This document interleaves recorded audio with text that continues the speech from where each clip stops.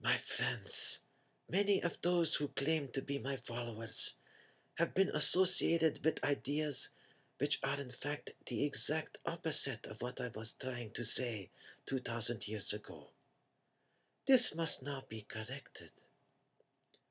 As I have mentioned more than once, it was clear to me as I sought to listen to the voice of God that I was to share my belief that God does not order people to kill. God does not judge. God does not discriminate between people. And what God wants above all is for human beings to become more fully human, to love each other, and create a sustainable environment for life on earth in which every human being is respected and has what they need to live a full, abundant life.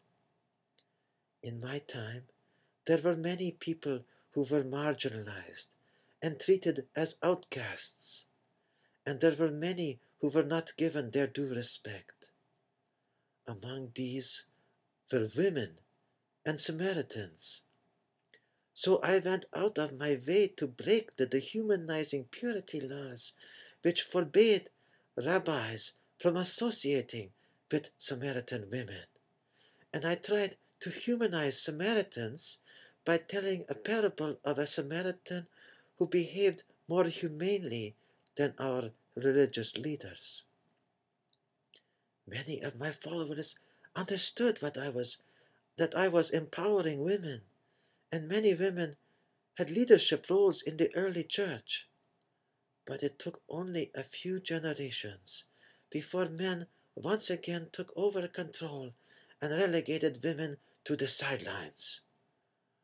Who will argue that the world would not have been a much better place during the last 2 millennia if women had shared authority equally with men? That there are churches in the 21st century which still believe women are inferior and not capable of leading the church as men is beyond my grasp. But then, how long did it take the church to condemn slavery? Today, those who claim to be my followers are often associated with discriminatory views against people whose sexual orientation is not heterosexual. How could anyone who follows me not see that would have been the first to welcome such marginalized outcasts into my circle with open arms? I tried so hard to turn people away from viewing religion as a set of rules to be obeyed. Think about how I broke the Sabbath laws. How quickly that was lost.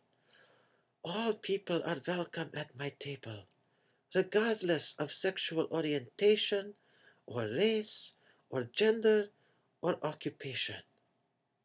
Even the rich are welcome.